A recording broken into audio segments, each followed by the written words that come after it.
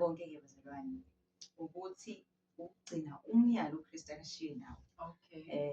As I've quoted ukuthi uJesu ufuna ukuze emva kwami akayidela athabathe isiphambano sami semihla ngemihla angilandele. And then bese ethi kuMathewu chapter 28 verse 19 athi uJesu kubafundi bapostoli athi hambani nenze izizwe zonke abafundi bami nibafundise Monday to Friday njalo uhleze kule environment ulalela lezo zinto bakhuluma ngezinto zezwe ama-TV babukele emakhaya. Igama lami nguGugu Ndlangamandla. Siyanibamukela ku-channel yethu iGugu Media anda uhlelo ubufakazi bokuqala. Namhlanje ngihamba nosisi Nosipho, uye ozosheka nathi namhlanje anako ngoNkulunkulu njengomuntu omusha. Sawubona sisi Nosipho. Sawubona. Unjani? Ngiyaphila. Ungabukeli ababukela ekhaya ubatshela ukuthi sisi Nosipho ubani, uvelaphi kanjani. Hallelujah. Amen. Ngiyabingelela abazalwane emakhaya egameni likaJesu uKristu Inkosi yethu. Amen. Ngiyabingelela nomayela istudio. Amen. Igama lami bazalwane uNosipho. Igama lami lokuqala elinguthandeka. Isibongo ngingwakaSibiya, umntwana kaNkulunkulu okholwayo osindiswe egameni likaJesu. Ngokokuhlala ngihlala eKZN endaweni ekuthiwa eKwaMaphumulo. Ngihlala ekhaya labafundi bakaJesu Kristu abadele konke. Amen. Amen. Okay. Yeah, useselapho-ke ku-introduction yakho ekhaya labafundi abadele konke. What's the meaning of ukudela konke, so that emakhaya they can understand ukuthi what do you mean ukuthi ekhaya labafundi abadele konke. Okay. Mbuzo omuhle kakhulu. Yes, because ngifuna ukuzwisisa kwami. Mhlawumbe lami ngingadela konke yabona. Amen. Ubuyele nawe emaphumulo. Bazalwane ukudela konke ngiyayizwa into esiyabonga ukuthi ukudela konke mhlawumbe ngibuyele kakhulu yabona ngiyithanda leyo mfisa siqale sicacise yona ukuthi kahle kahle yini ukudela konke. Okay-ke bazalwane ukuzidela sikuthola sifundiswa uJesu ngokukaMark chapter 8 moqala lapha verse 34. Uthi uJesu uma umuntu ethanda ukuzemba wami makazidele athabathe isiphambano sakhe semihla ngemihla angilandele. Amen. So ukuzidela noma ukudela konke ukuthi umuntu esemamekelile uJesu waba inkosi nomsindisi wempilo yakhe wakholwa uJesu wabhajadiswa emanzini amaningi. Ukudela konke-ke bazalwane ukuthi ukugcina umyalo uKristu akashiye nawo. As I've quoted ukuthi uJesu ufuna ukuze emva kwami akayidela athabathe isiphambano sami semihla ngemihla angilandele. And then bese ethi kuMathewu chapter 28 verse 19 athi uJesu kubafundi bapostoli athi hambani nenze izizwe zonke abafundi bami nibafundise ukugcina konke enginyale ngakho. Nenze izizwe zonke abafundi. So leli gama elithi abafundi, igama elithi disciple, uma ungalibiza amanye ama-synonyms akhona. It means pupil, it means learner, umfundi, umuntu ofunda umuntu othile, umuntu who is holding on to teaching umuntu othile. So if we are being made abafundi bakaJesu, we are being made disciples of Jesus, we are being made pupils, we are being made learners of Jesus Christ. So ukudela konke it basically means ukuthi manje sengiyakholwa uJesu, sengifuna ukubamba i-teaching isifundiso sikaJesu sona sodwa, because lo myalo uJesu akawushiya nabapostoli lapha kuMathewu 28 akagcinanga ngokukhuluma nje, because ukuthole emabandleni ngenza isibonelo uthola ukuthi ibhaliwe ivision yebandla to make Jesus disciples. And then most uyafika no disciples are being made. It's just ukuthi bayashunyayezwa every Sunday, bayasonta nje bashunyayezwe njalo nje ivisi bashunyayezwa. Kanti umuntu uma esephendukile akasadingi kuphela ukushunyayezwa, usedinga ukufundiswa.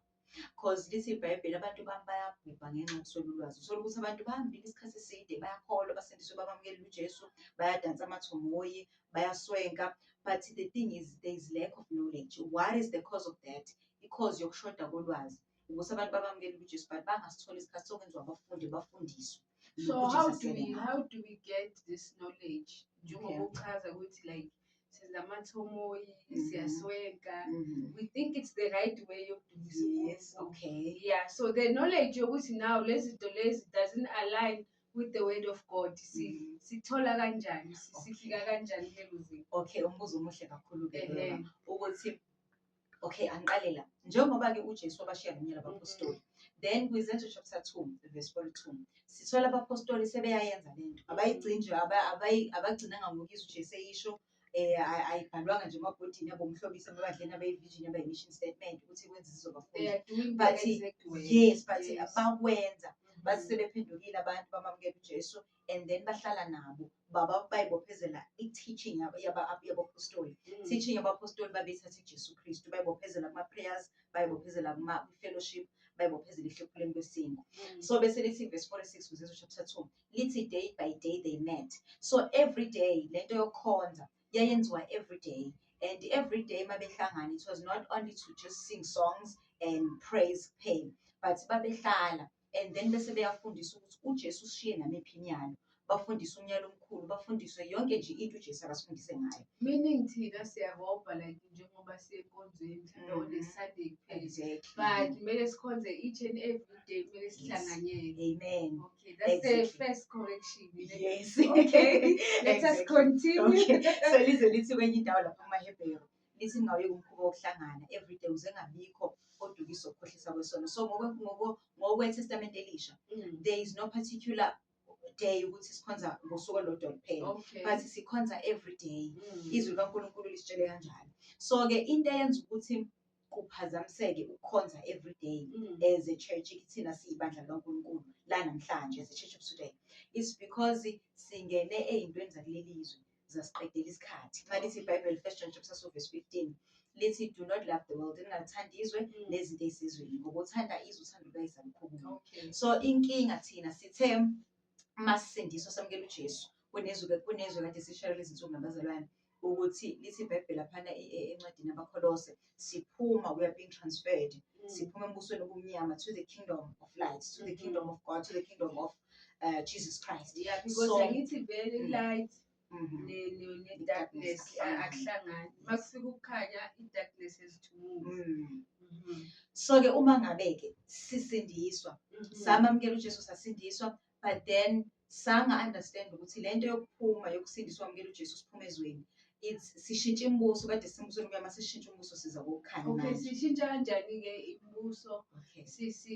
Simuva kanjani away from izinto zasezweni Yes. nathi sibe sisezweni? Okay. Yes. This is a very good question. Yes. So ke masiphuma bazalwane embusweni omnyama samukela uJesu njengoba sishiqalile ukuthi umuntu owamukela uJesu kanjalo kanjani. Then mayisefundiswa the time esefundiswa malithi iBhayibheli singalingi isilelizwe, do not conform to the patterns of this world. Yes. But lithi masiguqule ngokuguqula isimo ngokwenziwa ibentshe engqondo yethu, Yes. which means uma sesiphumile embusweni omnyama sangena kokukhanya ushintsha everything, ushintsha i-mindset, indlela besicabanga ngayo, ama-decisions, indlela besikhuluma ngayo, amathembe besinawo. For example, uma ngabe besazi ukuthi uma ngabe umuntu yazi ukuthi mangigula ngiye enyangeni, ngiye esangomeni, ngiya kudokotela, ngiya kwinesi lingisize. Yeah. Mase siphumile embusweni obumnyama siyayishiya zonke indlela zobumnyama bese siba fully depending on uNkulunkulu, sithembe na yedwa, because besazi ukuthi okay, let me just say kancane lento lo ngoba sengize ngayithinta ukuthi mawugula uhlaselwe ugula, umuntu wazi ukuthi nje noma ngabe umzalwane athumele ingane ePanado, athuke grandpa uthathe i-medical card lakho, i-medical aid yesibhedlela kwi-clinic wherever la yakhona, because ilona themba lakhe. But uma ngabe sesikuKristu, sesisidalwe ezintsha, sesiguquliwe isimo sengqondo, saba i-new creature, sibe sesazi ukuthi we do not trust, asisathemba abantu nezinto zabantu, sesithemba uNkulunkulu. Lithe iBhayibheli makhona ukugula kubiza amalungu ebandla mkhulekile, lathi izwi likaNkulunkulu ngemvimbo kaKristu Jesu siphilisiwe, 2 chapter 2 verse 24. So ke manje masihlaselwe ukugula asisadili ngendlela yezwe, ngoba izinyanga zithi bayamhlola umuntu mayigula ukuthi unani, bamhlolele. Yes. Laba besingisi lokho okuhlotshisiwe ngesingisi ukuthi uya-consult, kodwa bobabili labantu bayahlola. No, Emva vele both of them it's consultation. Yes. Ukuthi zenziwa ngendlela ehlukile. Yes. But nje both of them, whether doctor or inyanga Consultation. i-consultation. So-ke we consult men ney'ndlela zabo. But mase sikuKristu we do not consult men. Siya kuNkulunkulu, uNkulunkulu ngiyagula ngicela ungiphilise. Bakuthandazela abazalwane because ezinye izono y'dalwa ukuthi umuntu ubonile fanele aphenduke bese yaphila. Ezinye izono nje ukuhlaselwa hayi ngobonile uyahlaselwa but kumele athandaziswe aqine kule badlula kuyona azaphile. So-ke okunye ukugula nje kwamadimoni bese uthi khishwa idimoni. So-ke uma sihlaselwe ukugula thina we ought to go to God uNkulunkulu nami umzalwane ehlaselekile silalele ukuthi ikuphi ukugula kudalwa yilokhu ukugula bese uNkulunkulu asinikeza ukulapheka ne-solution. Exactly. Then bese sikulento ethi-ke uma umuntu esindiswa uphuma kwenye kingdom nakwenye kingdom. Kwi-kingdom kaNkulunkulu we have everything. Njengoba ezweni kune-Department of Home Affairs, Department of Health. Yeah, kuna-department yonke vele ezweni. Kanjalo-ke nasembusweni kaNkulunkulu we have all the departments. Uma lithi iBhayibheli 1 Corinthians chapter 12 lithi abantu banikezile ipho zokuphulukisa. That is Department of Health. Lithi kwase-Efesu chapter 4 lapha kwa-verse 11 lithi banikezile abanye babavangeli abaprofethi nakho konke bese ekugcineni nabafundisi, not abafundisi, abafundisi. Teachers. Those teachers i-Department of Education in God's kingdom system. So njengoba kuthiwa banikezile abanye baba ngabafundisi, labo bantu bona bafanele bafundise ibandla izwi, kungesile ibandla kuphela izwi, but even abantwana abancane ukubhala. Uma sesizi-understand ukuthi othisha embusweni kaNkulunkulu abafundisi sifundisa yonke into, sizo-understand ukuthi we do not need i-world system of education anymore. Si full time we have everything we need in God's kingdom system. Amen. We do not need i-world system education. Exactly. Yes. Niyafundisa nina embusweni wenu. Amen. Then kulo mbuso kaNkulunkulu, do you teach only about the Bible or do you teach everything in general that will help abantu abasembusweni kaNkulunkulu ukuthi no, they can conquer the world with the knowledge and everything, but kungasi knowledge that they get from the world system okuyisikole? Yes, that is a very good question. Yes, sister.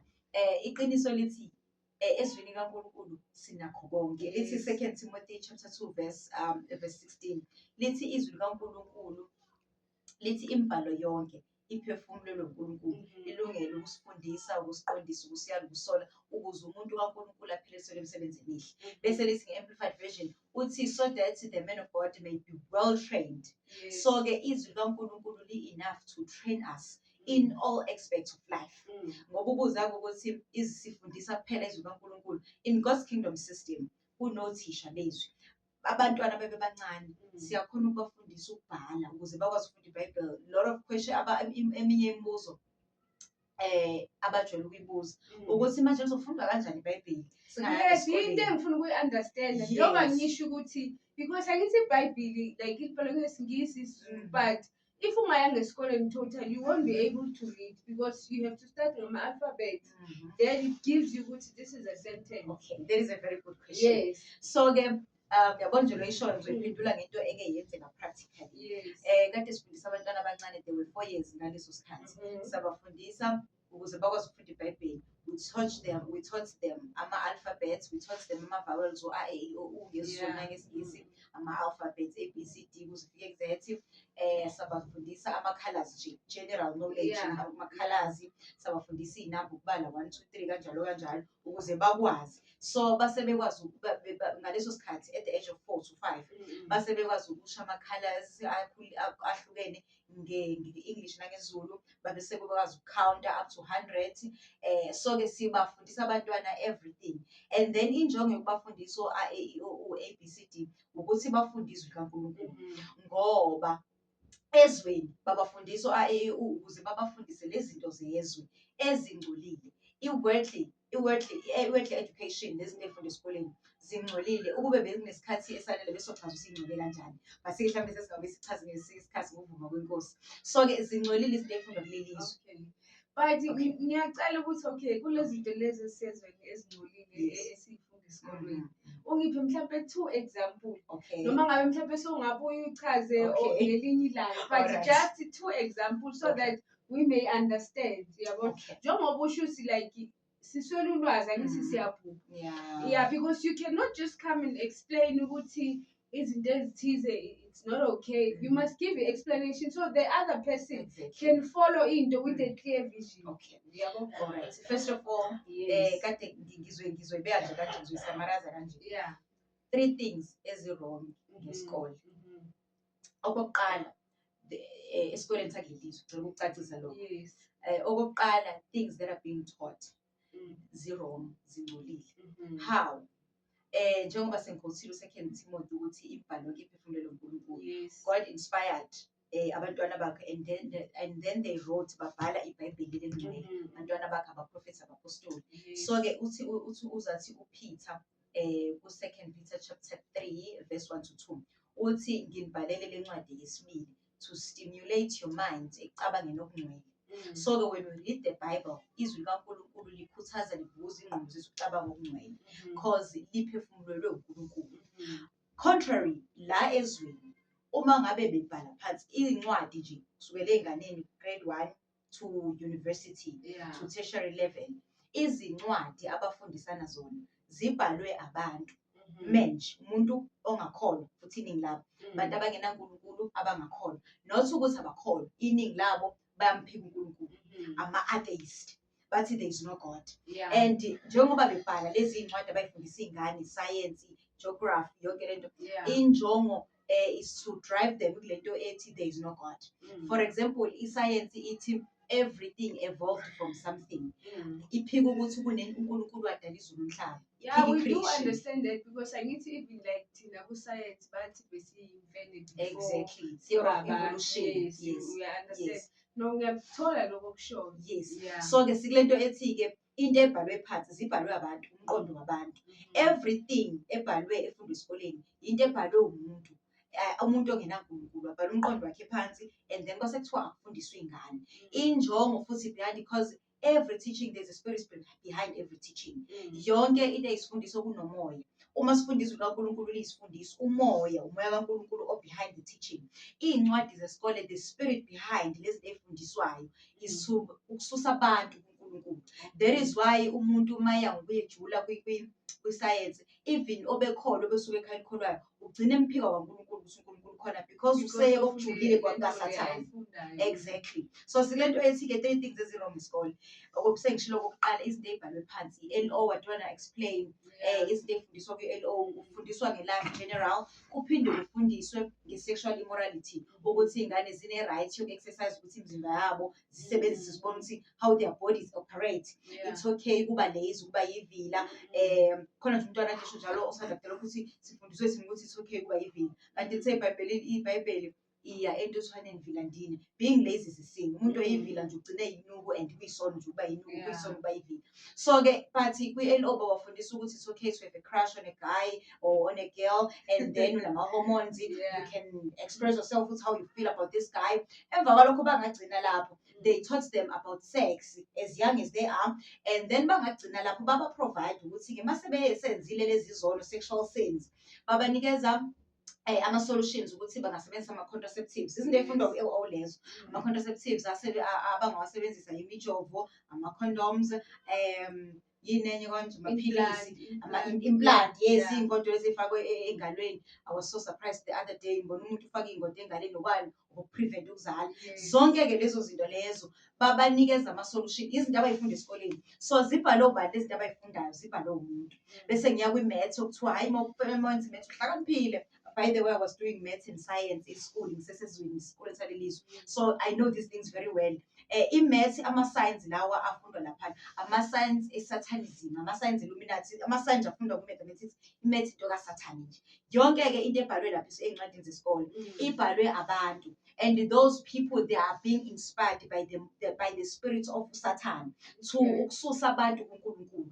And-ke ibandla bese libabhizi ngalezi zinto kuthiwa uyafunda wenza ama-exam bagcine bengasakhona ukuyokhonza uNkulunkulu. Kuthiwa hayi wenza umatric akakhona ukuze ey'nkonzweni emthandazweni. Why? Because ubhizi nalezi zinto zalezo zikaSathane.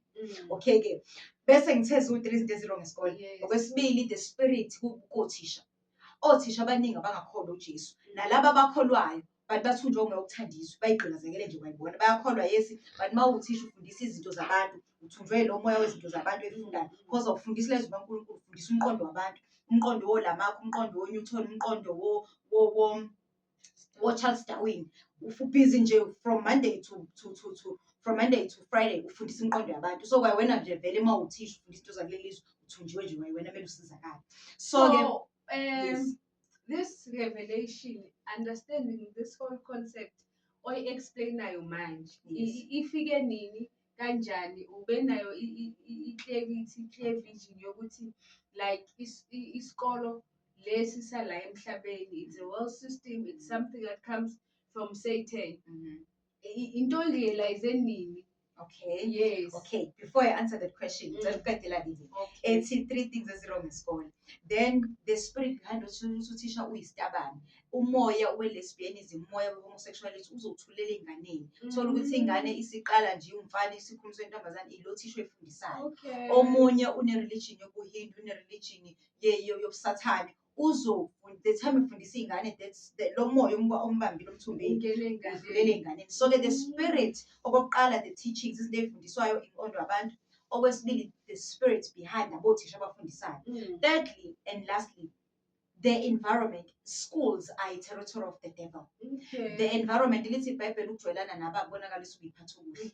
Uthola ukuthi there is nothing ey'koleni zakulelizwe, there is nothing okukhulunywa ngayo kakhulu other than sexual immorality. Ukuthi iy'ngane bazokwazi abafundayo ubani ujwayelana nobani, ubani uqome bani, ubani ulale nobani, ubani uthandana nobani, ubani sehlukene nobani. Sexual immorality. So-ke uma umntwana kaNkulunkulu ehlezi kuleyo environment Monday to Friday, njalo uhlezi kuleyo environment ulalela lezo zinto, bakhuluma ngezinto zezwe ama-TV ukuthi ku-generation kwenzekeleni, kuphi kwenzakaleni, izinto zakuma-TV, izinto zakwi-media, zonke lezo zinto. That environment yenza ukuthi nobe ekholwa isuke ekhaya elikholwayo, but uthola ukuthi usengcolile, use-corrupted because of ukujwayelana nabantu. So those 3 things zero ngesikole. So-ke education, the whole system of education yakelizwe eyezwe. Thina sinethu education lesiqale ngayo. Okay, so when you are saying you don't watch TV, we don't have a TV ekhalafundi kaJesu Kristu. Bayazi nje abazalwane ayikho nje TV. So like njengoba nenza unokuhamba ama-podcast owayenza nawe personally, bese nibuka kuphi emafonini? Okay, yeah, okwamanje siyibuka emafonini, but kunekhalafundi right now sila Heidelberg. Umzalwane esifikelekile udele konke, so unayo i-TV. But then kwi-TV yakhe ubukela ama-channels, YouTube, ama-YouTube channels okukholwa kakhulukazi lena esijwayele upodcast akuyona. Okay.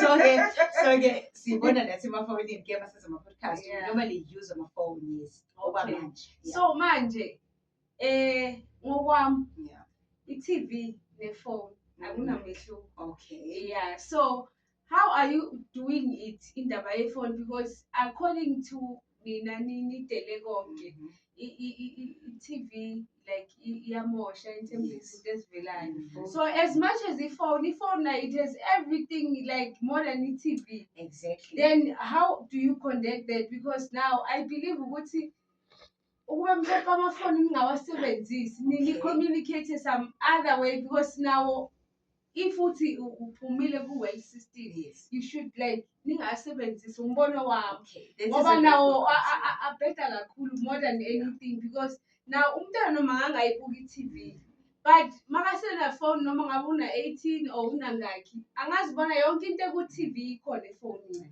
these nowadays. Okay, this is a very good concept. Yes. Then sabonga ukuthi ureze lelo point.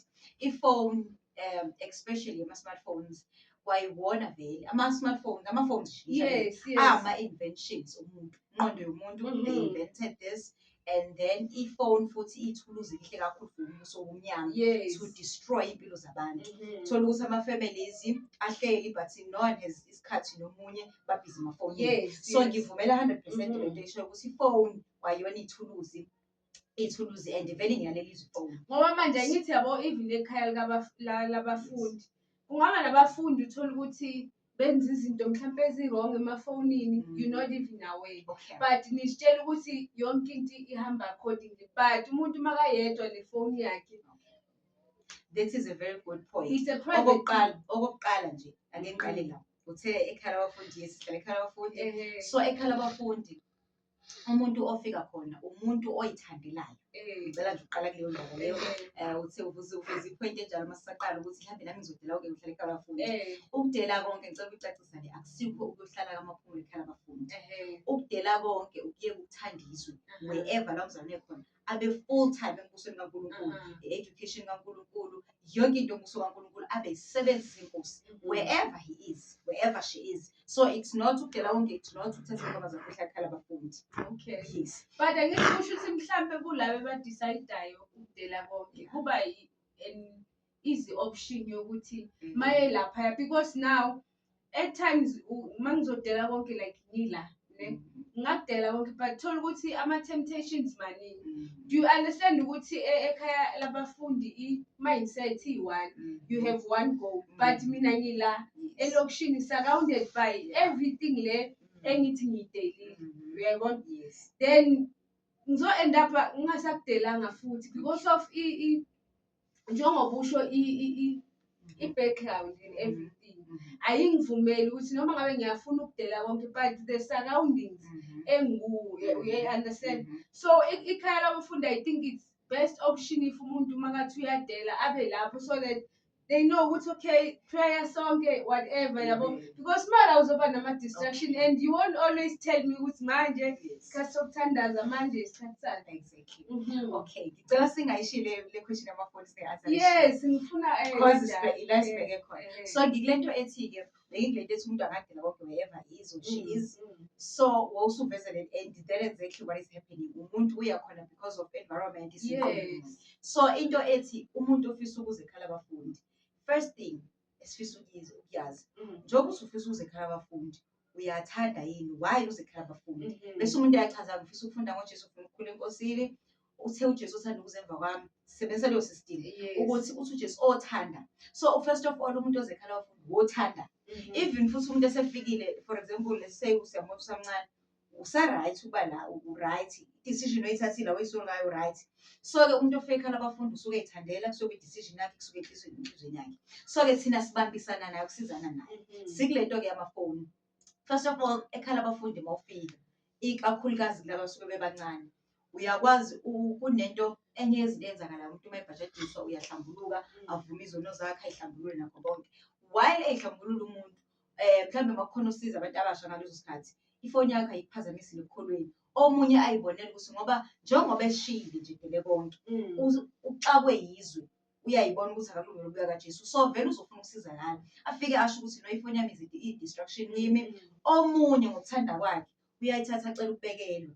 Omunye uma ngabe ngoba uyena othe uthanda ukuzala, okay-ke ngoba uthe uthanda ukuzala uzofunda, sibona ngathi ifoni i-distraction kuwe, kanjani uyibeke bese iyavuma yayibeka. So-ke abanye abawasebenzisi cause bebe-distraction kubo, wayibekela wayilethela, omunye samsuggestela ukuthi kanjani uyiyeke. So umuntu ayiyeke. Omunye ngenxa yama-temptations ukhona nje omunye uvele wathi nje get rid of it totally, wathi akafuni because kunama-distractions amaningi be-distract. Then abanye-ke bakho bewasebenzisi. So-ke laba abangawasebenzisi mayifuna mhlawumbe ukufanele sambani ekhaya usebenzisa laba abanye abayisebenzisayo. Abanye bakhetha ukuthi basiyeke ukusebenzisa ama-smartphones basebenzise at least lawa yes kuthiwa obhobho. So-ke okwamanje nakhona sisawasebenzisa as a way of communicating because sisaxhumana nabantu abanye abangakadeli konke, abanye basafisa ukudela konke, abangakafiki thina la esikhona. But thina personally, mina nje personally I can live without i-cellphone. Ngingayidela nje kuyimanje i-cellphone. So-ke siyazi ukuthi sisawasebenzisa it's only for a time being while reaching out to people. Siyayisebenzisa but mase sifinyelele kwi-perfection, umoya ongcwele eyedwa u-enough for communicating. uPhiliphu ngesikhathi eqeda ukubhabhadisa loyamthena u-Enoch wahlwithwa wathathwa umoya ongcwele wambeka somewhere else la kudinga ukuthi abe khona. Dala they had no cell phones, abapostoli they had no cell phones, but umoya kaNkulunkulu mafanele ayisamuye wayemtshela ukuthi iyala. Exactly. uCornelio noPeter indlela abahlangana nayo, umoya ongcwele okhuluma noCornelio, umoya ongcwele okhuluma noPeter, wasuka uPeter weza la ufika la usemlindele because bonke bebehamba ngomoya ongcwele kaNkulunkulu. So kwi-perfection asidingi cellphone.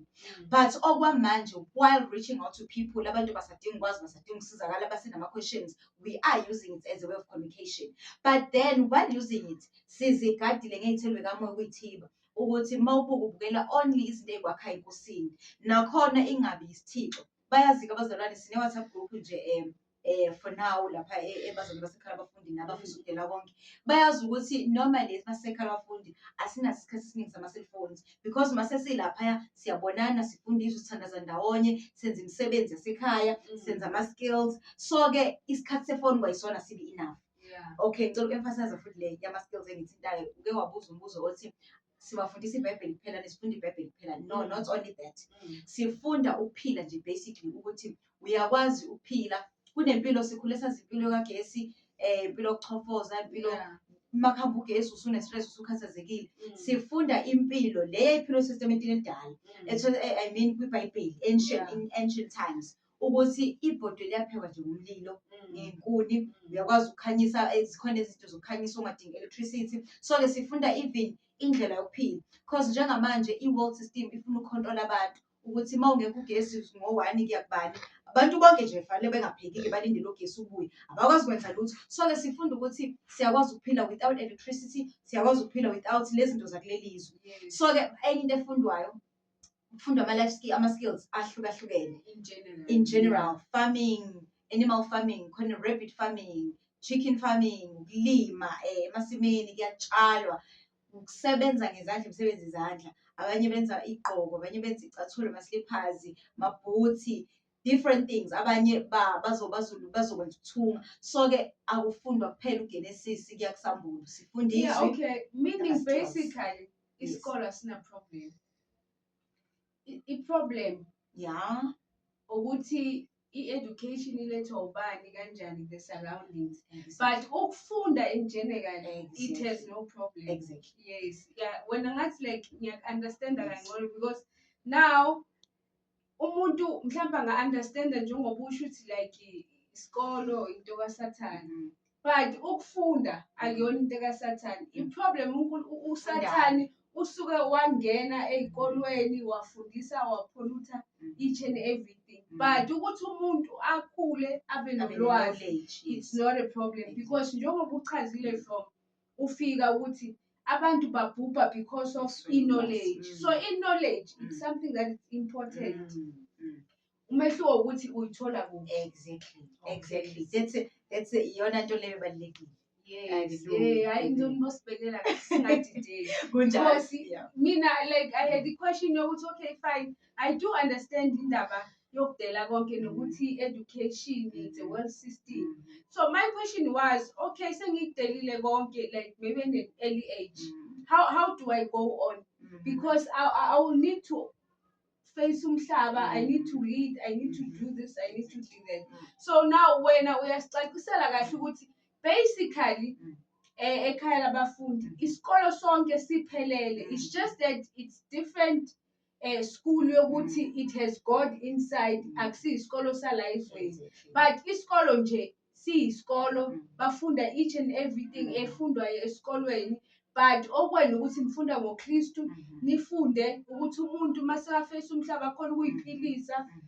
abe right exactly so thina umehluko ukuthi everything isekele ezweni education yethu ukufunda kwethu akukho okwezwe okuvela ezweni okumqondo umuntu konke kusekele ezweni that is the difference even i-program yokufunda noma lokho abathi syllabus ithathelwe ezweni ukuthi okay umuntu mase sindisiwe fanele afundiswe ngethelwe kamoya fanele afundiswe ngama-baptisms fanele afundiswe ngephiwo zikamoya fanele afundiswe ngendlela okuyiphatha fanele afundiswe ngendlela yokuphila how to use ithelwe kamoya iphiwo uNkulunkulu anikeze sona so umehluko ilokho basically no ngezwakala and it's quite inspiring for esikhathini samanje because yona i-education ibaluleke kakhulu because yabo njengamanje ukhuluma kahle fluent in English in all of that but ukube like you had no knowledge we understand ukuthi mhlambe ngabe asizwani nokuzwana because now isiZulu sakho si-deep sakamaphumulo ngapha mina yabona sangisala silebushini okunye I had to ask ukuthi manje masokuthi what do you mean yabo there is why simikisa namanye ama-languages ngifisa ukuya lana-ke because enye i-concern ithi bazosifunda kanjani abantwana besisingisi because abantu bayasithanda isingisi angazi nalesi singisi ukuthi kwaba yini but isingisi-ke esisemhlabeni sisebenza as ulemo olukhulunywa nawo nanoma ubani yes isingisi angithi sisize ekuthenini ngumZulu ngumXhosa. So ke thola ukuthi And then as-understandani, but isiNgisi it's known by Si-common, everyone, yabona? So ngikuleyo nto ke ethi first of all kwama-language wona afundiswa aqala kanjani. uNkulunkulu wadala ama-languages ahlukene lapha e-the book of Genesis. Wadala ama-languages ahlukene. Okwesibili masiye encwadini yezenzo lithi iBhayibheli bakhuluma ngelimi ezintsha. Lezo kwakuyilimi eyizwakalayo. So if need be umoya ongcwele unamandla okufundisa ama-languages engawazi. Uma ngizofika kubantu abangasazi isiZulu abangasazi isiNgisi makufanele umoya ongcwele ngiyamkholwa ayikho into emhlulayo angangifundisa leyo language ngifike ngikhulume yona. Uma ngabe engakangifundisi isiZulu sami sesikhulumayo sanele makubiza ukuthi kube nozo-interpreter kwanele lokho akufanele ngibe worried ngokuthi ngifuna ukukhuluma amanye ama-languages. Makunesidingo umoya ongcwele uzokwenza ngikhuluma kuphuma ehlula. So ke Holy Spirit is a teacher of amanye ama-languages. Uyakhona ukuthi asifundise. Okwesibili uma ngabe sesihlele ekhaya abafundi laba abangakasazi isiNgisi laba abasaziyo asebesifundile. Mina nje for example isiNgisi ngisifundiswe ukufunda iBhayibheli isiNgisi. Not that isikhona engasithola kwi-world system, it's true, but then ukukhula kwaso ngisifunde ezwini likaNkulunkulu ngokufunda izwi iBhayibheli isiNgisi. So ke laba sebazi leso bazofundisa laba abangasazi as sisekhaya abafundi sifunda everything. Kodwa futhi owazi isiZulu kuphela nowazi isiSuthu kuphela nowazi isiXhosa kuphela umoya ongcwele unamandla ukuthi lo ekhuluma ngesiZulu lo engasazi isiZulu amuzwe ngelanguage yakhe isivele because ayikho umoya ongcwele into angakhona ukuyenza. So akufanele sihambe siyofunda into ekasathane egameni lokuthi sifuna ukufunda isiNgisi because nangale ngusema uNkulunkulu yonke leyo nto iyenza. Angithi yiyo ngithi ngijabulile because uchazile ukuthi like yonke into niyayithola khona la embusweni kaNkulunkulu. Because my concern was okay kusho ukuthi like you're gonna read ufunde uGenesis to Revelation ube yiyo yonke into yaziyo kuphela. Then when it comes to izinto mhlambe njengoba usho ukuthi maybe boma baking and everything because noma ngithi kunama instructions ukuthi in so if ungafundanga in general how will you know ukuthi okay 300 degrees and all of those things yabona istofu preheat what yes Sisipho. My question was urealize nini ukuthi kumele uphume ezweni zonke lezi zinto esizenzayo azikho right like indlela esikhonza ngayo indlela esenzana ukuthi now i-world system. When did you realize that and started this journey yokuthi niphume ey'ntweni zasezweni? That is a very good question. Okay ngicaqala ngineminyaka u-31 njengamanje. Okay. So ke lo mlayezo umbuleleke ngokuthi 2010 I was 16 years old. Okay. And then uNkulunkulu wasebenza ngokwami sasenkonzweni ishumayela nje enze semsebenzini uNkulunkulu wayesaphumelela uNkulunkulu ambizele khona. And then while efundisa phambili kwase kwambuleka by the spirit khona lapho phambili sinabanye abazalwane. And then in my spirit ngaba nento ethi okay ukukhuluma kanje it's fine kuyiqiniso ukuthi kumele silungele ukuya kaJesu sicorrect isithandizwe kumele siphume ezweni ngabona kuyiqiniso. And I was like ngangibona impilo yami because ngane-concern ethi ngiyafuna ukukholwa but nje ave ngihluleka nje ngangiyilukho Christian ngiphila kunabangani abangakholwa ngithanda umculo ongakholwa ngathi even ungene emjolweni not that deep but ngangisengene even emjolweni ngendlela elula not deep but then futhi thandiwe amanga uqili inhlamba nakho konke. So nganginayo concern ukuthi ngiyafuna ukuba clean ukuba ngcwele ukuya kaJesu yibo umzalwane nje uqonde not elukho Christian. And then makufika lo myalezo ngabona ukuthi iyona solution but then ngaba nento ethi hayi ngaba no procrastination ukuthi ngizobona mhlawumbe mangqeda matric. And then to cut the long story short ngokusizwa uNkulunkulu ngagcina ngifika la khona ngithatha isinqumo sokuzidela ngangina 16 and ngathi mangizidela ngayibona impilo yami yonke endala ishintsha ngahlukana nje nezwe ngakwazi ukufuna uNkulunkulu ngaba nesikhathi sokufunda izwi ngahlala ngayibophezela kuma-Bible study ngayibophezela ukufunda izwi personally ukukhulekweni personally ukufunda unokuzila ukudla ukuyihlambulula ngafunda nje ngabona a big change empilweni yami komoya because I was just ikholwa elibandayo eli-retarded elilulukhom elingena impact ezweni. Thanda izwe ngithanda amabhede ngithanda yonke nje into yezwe ngangithanda izwe kakhulu thanda ifashion ukuzithanda ukuhala ukunganeliswa yonke nje lonto engcolile yayikimi. So ke mangabe kufika ukudela konke ngabona ukuthi nayinto ekhulula and nangempela ayiso ukushintsha empilweni yami ngathola even isibindi sokwazi ukufakaza ngoJesu bodly ukuthi uJesu ungisindisile ngihlukene nesono ngakwazi nje ukuthi umuntu uyaphila emusha aphila ehlukene nesono ehlukene nomjolo angakhomithi ama-sexual sins Ngaba ufakazi ukuthi uyakwazi ukuthi umuntu ayigcine nje kuJesu. uJesu uyamgcina umuntu, engagcina umhlanga ukuthi umuntu uyemhlangeni, but agcina ukuthi uyakholwa. So mina ngufakazi walokho, ngikubone kimi personally. Okay. So-ke uSister Sipho,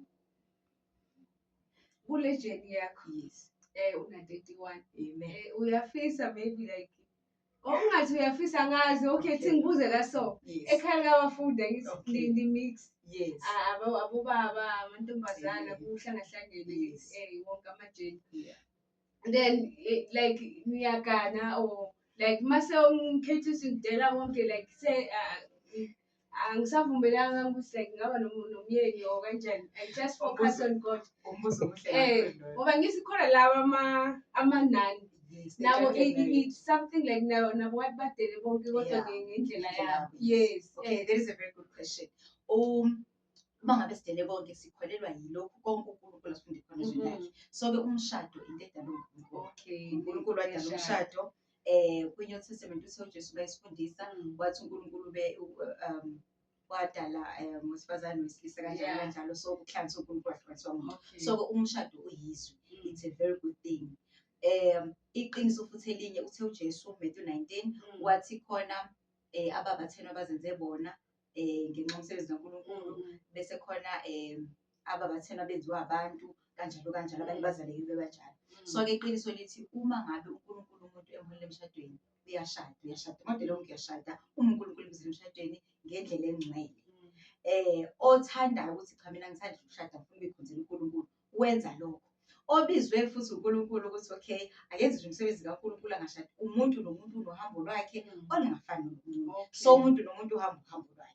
So-ke Okay. ukugane bekhala abafundi abafisa ukushada bekaJesu sikho ready sithanda izwe nesiphume ezweni.